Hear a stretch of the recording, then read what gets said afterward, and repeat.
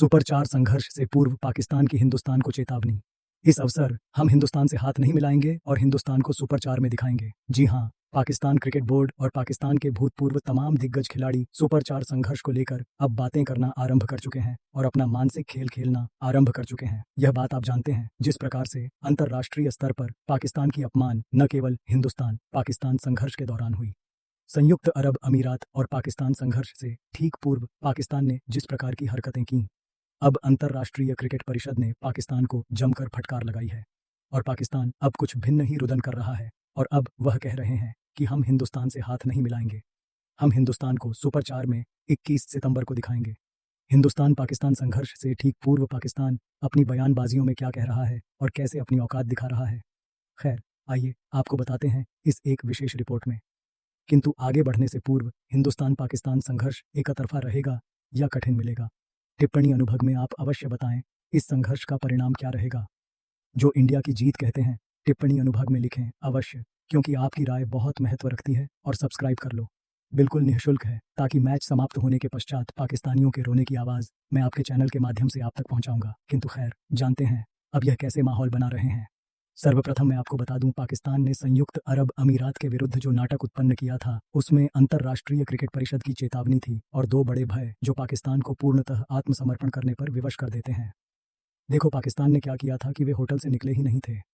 बोले कि सूर्य कुमार यादव को दंड दिलाओ और मैच रेफरी एंडी पाइक्राफ्ट को हटाओ, किंतु अंतर्राष्ट्रीय क्रिकेट परिषद ने स्पष्ट कहा कि पाकिस्तान बोर्ड जब अपने रवैये से तिल भर भी नहीं हुआ तो अंतर्राष्ट्रीय क्रिकेट परिषद ने पाकिस्तान क्रिकेट बोर्ड को स्पष्ट धमकी दे डाली और कहा कि यदि वह एशिया कप में खेलने के लिए सहमत नहीं हुआ और वह यदि बहिष्कार करता है तो न केवल उस पर बड़ा आर्थिक दंड लगाया जा सकता है, वरन उसे भविष्य में भी अंतर्राष्ट्रीय क्रिकेट परिषद टूर्नामेंटों में खेलने पर प्रतिबंध का भी सामना करना पड़ सकता है। अब जबकि अगले वर्ष आरंभ होने वाले हिंदुस्तान और श्रीलंका T20 विश्व कप का आयोजन होने जा रहा है, तो न तो खेलने की स्थिति में पाकिस्तान को इस महा टूर्नामेंट से भी बाहर किया जा सकता था और यह बात समय रहते पाकिस्तान क्रिकेट बोर्ड को समझ में आ गई। वही कारण कि पाकिस्तान क्रिकेट बोर्ड ने बहिष्कार करने का निर्णय नहीं किया। प्रथम तो अंतर्राष्ट्रीय क्रिकेट परिषद का बड़ा संदेश था, किंतु दूसरी बात पाकिस्तान की तरफ से यह आई कि 141 करोड़ भारतीय रुपए, जो तकरीबन पाकिस्तान के 350 लगभग 400 करोड़ का नुकसान पाकिस्तान को होता और उतना बड़ा नुकसान पाकिस्तान सह नहीं पाता। और यह हम नहीं कह रहे हैं, वरन स्वयं पाकिस्तान क्रिकेट बोर्ड को इस बड़ी राशि के नुकसान से बचाया भूतपूर्व अध्यक्ष ने ही खोल दी बहिष्कार के नाटक की पोल कि बहिष्कार नाटक था केवल। पाकिस्तान क्रिकेट बोर्ड के भूतपूर्व अध्यक्ष नजम सेठी ने कहा कि यदि पाकिस्तान को एशिया कप में न खेलने का निर्णय करना होता तो उसे 5 मिलियन तकरीबन 132 भारतीय करोड़ रुपए का नुकसान के अतिरिक्त अगले से जुर्माना भी झेलना पड़ता। और बात यहीं तक सीमित नहीं थी, इसके अतिरिक्त पाकिस्तान को अंतर्राष्ट्रीय क्रिकेट परिषद में दंड भी झेलना पड़ सकता था। तो नजम सेठी ने कहा कि पाकिस्तान क्रिकेट बोर्ड अध्यक्ष क्षणों के आवेग में बह गए थे। उन्होंने भावना में आकर टूर्नामेंट का बहिष्कार करने की धमकी दे डाली, किंतु फिर उनके संभावित परिणाम के बताने के पश्चात मोहसिन ने पाकिस्तान टीम को संयुक्त अरब अमीरात के विरुद्ध मैदान पर उतरने की अनुमति दी। सेठी ने कार्यक्रम में कहा, उत्पन्न हुए माहौल के आगे मोहसिन नकवी ने एशिया कप के बहिष्कार की बात कही। मेरे मित्रों ने मुझे सुझाव दिया कि आप मत जाओ, आप उनकी सहायता मत करो। मेरा मन भी मोहसिन की सहायता न करने का था, किंतु यदि उसकी कोशिश सफल हो जाती तो पाकिस्तान को बहुत बड़ा ही नुकसान उठाना पड़ता। अंतर्राष्ट्रीय क्रिकेट परिषद के दंड, आर्थिक और शेष से अलग पाकिस्तान क्रिकेट बोर्ड को 15 मिलियन का नुकसान झेलना पड़ता। यह पाकिस्तान क्रिकेट बोर्ड के स्वयं भूतपूर्व अध्यक्ष कह रहे हैं, उनके अध्यक्ष कह रहे हैं। तो फिर इन लोगों की औकात है क्या? अर्थात एक कहता है कुछ, दूसरा उनका स्वयं ही दिग्गज उनकी पोल उजागर करके रख देता है। अब यह वास्तव में बहिष्कार न करने की वजह थी, वह माफ़ी तो ऐसे ही उन्होंने एक बयान दिया ताकि अपनी जनता को भ्रमित करें। शेष कारण क्या था? वे अंतर्राष्ट्रीय क्रिकेट परिषद के टूर्नामेंटों से प्रतिबंधित हो सकते थे, वे T20 विश्व कप नहीं खेल सकते थे, आर्थिक दंड लगाया जा सकता था और 141 भारतीय करोड़, जो पाकिस्तान के, मैं पुनः कह रहा हूँ, 350 करोड़ के आसपास होते हैं। तो इतना बड़ा नुकसान पाकिस्तान झेलने की औकात में है नहीं। और इनके भूतपूर्व दिग्गज को देखिए, मैं उसको पुरुष मानता हूँ, शाहिद अफरीदी ने पुनः उगला जहर। अब इस भारतीय के विरुद्ध बिगड़े बोल शाहिद अफरीदी न दिन प्रतिदिन इतने अशिष्ट होते जा रहे हैं और अपनी निम्नता दिखा रहे हैं जिसकी कोई सीमाएं हैं नहीं। जैसे मैं आपको बता दूं, निम्न लोगों से आप क्या ही अपेक्षा कर सकते हैं। पाकिस्तान के भूतपूर्व ऑलराउंडर शाहिद अफरीदी ने, जो पहले अपनी निम्न बल्लेबाजी के लिए प्रसिद्ध थे और अब हिंदुस्तान के विरुद्ध उगल रहे जहर के लिए जाने जाते हैं। अफरीदी ने एक अवसर पुनः नीच हरकत करते हुए भूतपूर्व ऑलराउंडर इरफान पठान के विरुद्ध उल्टा सीधा बका है। उन्होंने बातचीत करते हुए कहा कि वह केवल उसे ही पुरुष मानते हैं जो उनके मुंह पर बात करता है। वायरल वीडियो में अफरीदी ने किसी खिलाड़ी का नाम तो नहीं लिया, किंतु जिस प्रकार से उन्होंने बात की, स्पष्ट है कि वह इरफान पठान के लिए बोल रहे हैं। अफरीदी ने कहा, मैं उसी को पुरुष मानता हूं जो मेरे सामने खड़े होकर मेरी आंखों में आंखें डालकर बात करे। पीठ पीछे जितनी जितनी बातें करनी है कर लो। कोई सामने आकर बात करे तो फिर आनंद आएगा, क्योंकि व्यक्ति उत्तर भी दे सके। असत्य का उत्तर तो क्या दें। इरफान पठान ने अपने साक्षात्कार में अब्दुल रज्जाक का भी उल्लेख किया और इस पर अफरीदी ने कहा, रज़ा को तो अल्लाह मियाँ की गाय कहता हूँ। खैर, यह वही सामाजिक माध्यम का दौर है और स्वयं को बताना है और साबित करना है कि मैं बड़ा हिंदुस्तानी हूँ।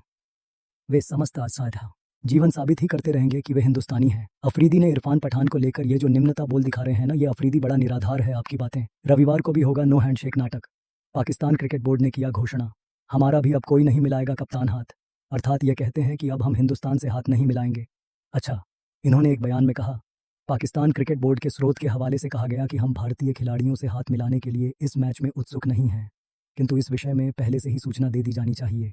स्रोतों ने कहा, हम भारतीय खिलाड़ियों से हाथ मिलाने को उत्सुक नहीं हैं, किंतु इस मुद्दे पर पहले ही स्पष्टता होनी चाहिए कि खिलाड़ी हाथ मिलाएंगे भी या नहीं।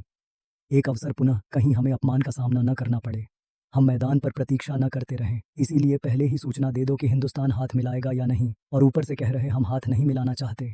पाकिस्तान क्रिकेट बोर्ड ने खिलाड़ियों को क्या निर्देश दिया। खिलाड़ियों को कहते हैं कि पाकिस्तान प्रबंधन ने अपने खिलाड़ियों को राजनीतिक मुद्दों से दूर रहने का और केवल मैच और हिंदुस्तान को हराने पर ध्यान देने का केंद्रित किया है। किंतु सलमान अली आगा ने बहुत बड़ी अपील खिलाड़ियों से की है। सुपर 4 के इस संघर्ष में पाकिस्तान कप्तान सलमान अली आगा ने कहा, हम सुपर 4 राउंड में हिंदुस्तान सहित हर चुनौती के लिए तैयार हैं। हमें मध्य क्रम में बल्लेबाजी करने की सुधार की आवश्यकता है। यह हमारे लिए चिंता की बात है और हम इस क्षेत्र में कठिन परिश्रम कर रहे हैं। इसके अतिरिक्त हमने पिछले मैचों में अपनी जिम्मेदारी अच्छी तरह से निभाई है, किंतु बल्लेबाजी में अपना सर्वोत्तम अभी नहीं कर पाए हैं। अभी तक हमने केवल 150 के आसपास रन बनाए हैं। यदि हम मध्य क्रम में अच्छी बल्लेबाजी करते हैं तो हम किसी भी टीम के विरुद्ध 170 रन का स्कोर कर सकते हैं। अब देखिए पाकिस्तान के दिग्गज क्या कह रहा है कि इतना बुरा मारेंगे। भूतपूर्व पाकिस्तानी दिग्गज ने एशिया कप में पाकिस्तान से मैच न खेलने की दुआ कर डाली। बाशिर अली की उन्होंने कहा, आशा है हिंदुस्तान एशिया कप 2025 में पाकिस्तान के साथ खेलने से इनकार कर दें। यदि ऐसा नहीं हुआ जिस प्रकार से उन्होंने WCL में खेलने से मना किया, तो हिंदुस्तान इतनी बुरी तरीके से मारेगा ना इस रविवार को कि आप सोच भी नहीं सकते हैं। कच्चे पक्के खिलाड़ियों के साथ गए तो फिर वही होगा।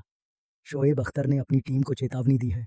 अख्तर ने कहा कि 3 तीव्र गेंदबाज खेलना 2 तीव्र गेंदबाज के साथ नहीं जाना चाहिए। कच्चे पक्के ऑलराउंडर के साथ गए तो पिटाई पड़ेगी इंडिया के विरुद्ध। समस्त विकल्प कवर नहीं हो सकते। यदि आप खिलाना या फ़हीम अशरफ को ऑलराउंडर के रूप में इंडिया के विरुद्ध सीधे पड़ने हैं, उनके भारतीय बल्लेबाज स्पिनर को अच्छा खेलते हैं। शोएब अख्तर ने पाकिस्तान के भूतपूर्व कप्तान मिसबाउल हक की बात पर भी सहमत दृष्टिकोण दिखाया है।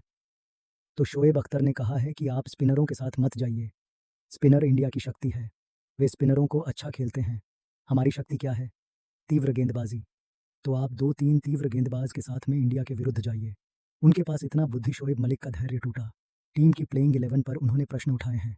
शोएब मलिक ने कहा, देखिए हम तो यहाँ बैठकर बहुत सारे विचार अपनी टीम को दे सकते हैं, संयोजन बता रहे हैं, बल्लेबाजी क्रम बता रहे हैं, किंतु जिन्होंने यह करना है पहले वे तो यह जांच करना पड़ेगा ना उनको कि उनका इतना बुद्धि है भी या नहीं कि वे कितनी गहराई से सोच सकते हैं। फिर आप विचार अवश्य दें और चीज़ें समझ में आ जाएंगी। उन्होंने कहा, अफगानिस्तान के साथ जो आपने अंतिम टीम खेली थी वह अलग स्थान पर थी, शारजा के स्थान पर। जब आप एशिया कप में खेलने गए तो आप उसी संयोजन के साथ में खेलने गए क्योंकि वह विजयी हुई थी। पिच की स्थिति परिवर्तित हो जाती है। जैसे आप बल्लेबाजी कर रहे हैं तो सबको होना चाहिए, तो आप भी तो लचीले हो ना। जब स्थान बदल रहा है, परिस्थितियां अलग मांग कर रही हैं, अलग संयोजन की मांग हो रही है, आप भी तो करो ना, सक्रिय रहो। तो वह हो नहीं पा रहे हैं। इरफान पठान ने पाकिस्तान को और शाहिद अफरीदी को उनकी औकात दिखाई है कि पाकिस्तान टीम की औकात क्या है। इरफान पठान ने वार्तालाप करते हुए कहा कि हिंदुस्तान की कई घरेलू टीमें जैसे मुंबई, पंजाब और पाकिस्तान को हरा सकती हैं। उन्होंने यहाँ तक कहा कि बहुत सारी IPL की टीमें भी पाकिस्तान को हरा सकती हैं। उनकी इस टिप्पणी से यह स्पष्ट होता है कि पाकिस्तान टीम को भारतीय घरेलू क्रिकेट के स्तर से भी नीचे माना जाता है। उनको इस बयान से शाहिद अफरीदी की बोली बंद कर दी है। तो खैर, इस प्रकार की बोली बंद तो हम अक्सर आए दिन करते रहते हैं। खैर, इन सब के मध्य में आपकी क्या राय है और हिंदुस्तान बनाम पाकिस्तान सुपर 4 संघर्ष को लेकर आप क्या कहते हैं? न टिप्पणी अनुभाग में अपनी राय अवश्य बताएं।